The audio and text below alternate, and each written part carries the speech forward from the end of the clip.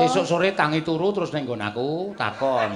Cupit ki apa? Oh, ngono ya. Engko nek kowe urung dor, dong. Dar, dong, dong. Nek urung dong. Dong ora e kowe iki. Lha engko nek kowe takon urung dong tak duduhi. Oh iya.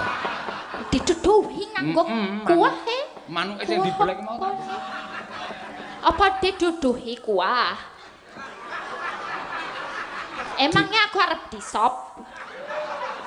Diduduhi iki tak kasih tahu. Kuwi basa Jawa dikasih tahu didodohi. Ah, ora kok diduduhi kowe dikuah ki ngopo? Ora ana daginge kok dikuah. Iya. Dadi yo nguwah yo tatin utawa si anting kuwi dikuah temonjo. Iya. Toki banyu kon jerum nang kuali ya wis. Le ngudak nganggo sekop. Wus. Iya. Anting entong.